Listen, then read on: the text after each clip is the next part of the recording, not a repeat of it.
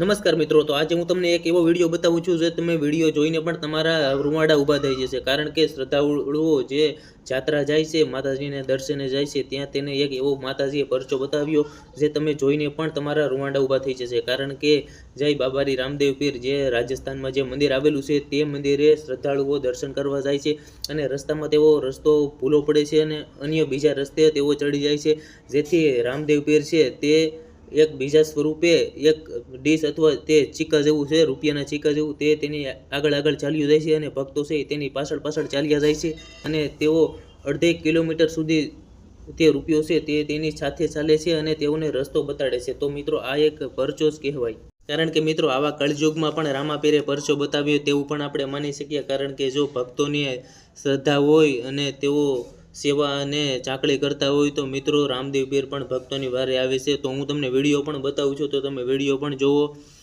અને આ મિત્રો, આ શ્રદ્ધાળુઓ છે તે બાબારી રામદેવ પીર મંદિર રાજસ્થાનમાં છે, ત્યાં રણના માર્ગેથી તેના દર્શન કરવા જાય છે અને રસ્તો ભૂલે છે અને ત્યાં રૂપિયાનો સિક્કો છે અથવા બીજું કાંઈ વસ્તુ છે તે તેની આગળ ચાલ્યું જાય છે। અને મિત્રો, એક વસ્તુ એ જોવાની એ છે કે મિત્રો, વગર પવને આ રીતે રસ્તો કઈ રીતે બતાવે છે, તો તમે પણ કોમેન્ટ કરજો જો તમને ખબર હોય તો, અને કોમેન્ટમાં જય રામાપીર જરૂરથી લખતા જજો। તો મિત્રો, વિડીયો જોવો તમે।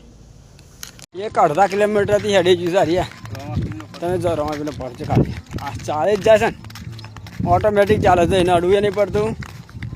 રમા અમને રસ્તો ભૂલ્યા હતા ને કે અમને લેવા આવ્યા હતા 3 જણા બાબારી, તમે મોડા ના આવતો તો હજી જો આયા એને કોઈ ધક્કો મારતા નહીં।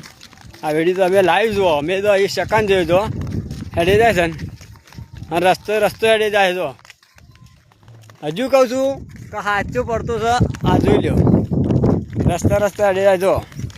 એટલે હવે હું મૂકું છું, કાં બહાર જવું મારે।